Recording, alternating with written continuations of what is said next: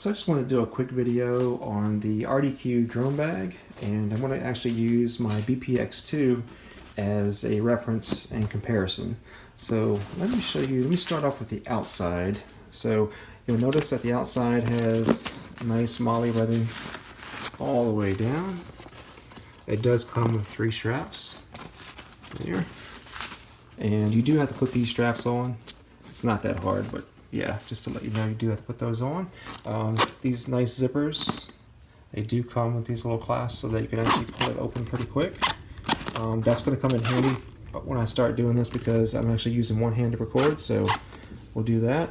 Nice little pockets on the side. You'll notice that these pockets they fold onto themselves so that when you open it up, it's actually pretty big. But when you close it, it's actually nice and flat against the pack itself. It does have the logo. Let me switch this up. So there's the RDQ logo. Very cool. And I'll open up this first compartment. And you'll notice a sunglasses case. It does have a little hard case that comes in and out. So that actually sits there like that.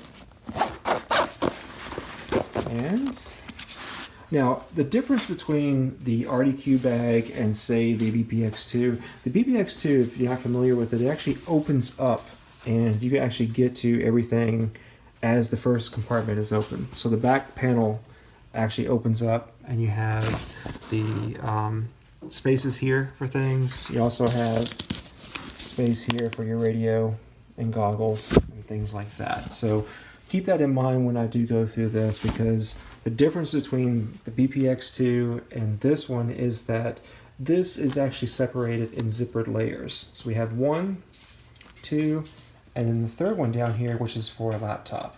Or if you want to put something else in it, that's cool too. But the idea was that actually this part down here is for a laptop because it goes all the way down. So let's start with the first layer here.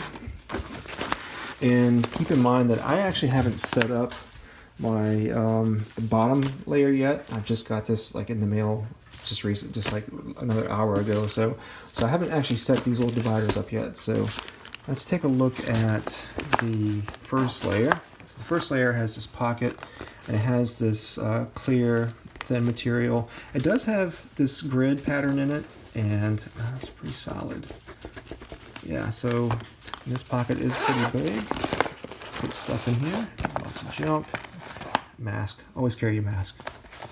Yeah, so that's the first one. I moved this over actually from my BPx2. I used to have that on the side there, but I don't think I'm actually going to use this. I'm going to actually transfer all these little pieces over into here, which is, they have a pocket, and we have a pocket here, a little solar charger, have another little pocket for cables, tools, multi-tools, whatever else you want to put in here. See that there? And nice little protection piece here. And so I just have another bag sitting against that, and then also this little piece for now. And we're going to take and zip that up. So we can do this with one hand. There we go. And the second compartment, which is technically the main compartment, do this and open up.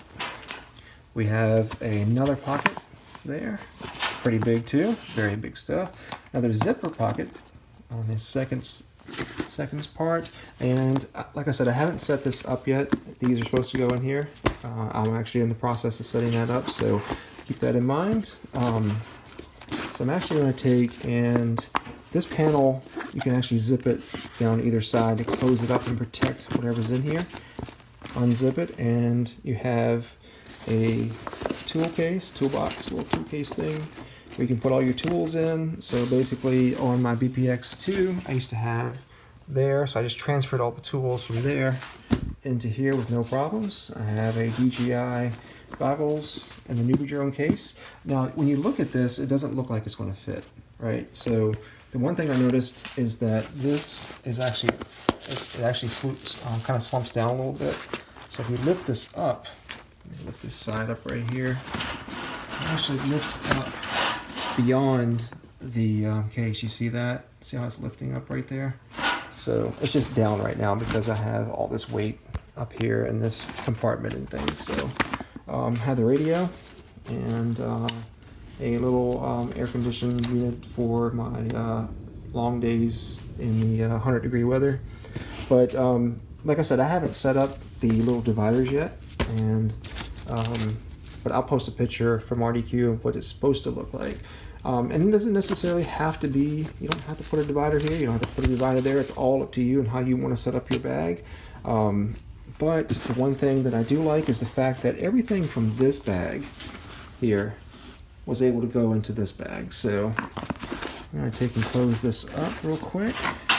Close that up. I'm going to take and zip up the bag. I'm doing this with one hand, by the way. And this little section. There we go.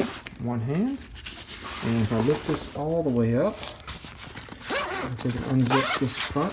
And so the backside has, like I said, a soft section for a, looks like a 15-inch laptop or smaller. There we go. And has two straps, two backpack straps like that. Also with some molly webbing on it. There we go. We also have padding here for your shoulders and padding for your lumbar support. The thing that I love about this pack is it does not have that huge, massive lumbar support going all the way across. That's the one thing that I do not care for in packs. I understand that if you're going on a long trip, it's actually helpful so that you can actually, you know, take stress relief off your lower back and things. But for me, I don't like it. So anyway, we have the two straps there. We have little key rings for other things to attach to. We have our pockets on the side with also some molly webbing here. Also, yep, that's pretty cool. And let's see. Oh, so yes, the biggest thing is the handle. This is a padded handle. Very nice. So when you go to lift this up, it doesn't feel, you don't feel like it's cutting into the bottom part of your fingers here. It feels very comfortable. The stitching looks pretty legit. Let's see. Yeah, it looks like this. I'm trying to feel like how far this actually goes down into the bag itself, because that will determine how long this handle will last. But it feels like it goes down in there pretty far. But that does feel good. And overall, I was actually surprised at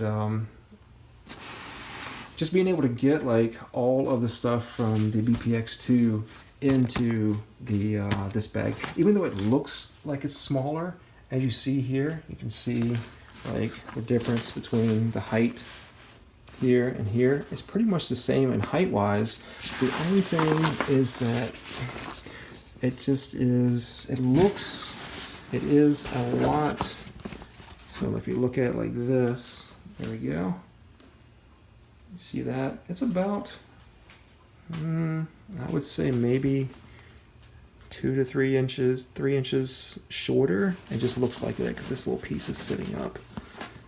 Yeah, it just looks like that because it's, I'd say about 2 to 3 inches. It's not that much difference.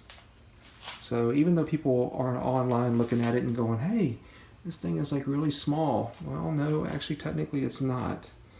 It's actually, it's just a little bit, looks like it's a little bit short. The width is a little bit shorter than the BPx2, but still, again, I was able to get pretty much everything in there. And yeah, we'll see how this actually lasts and how long it's going to last. That'll determine its overall usability. Because that is one thing I'm concerned about.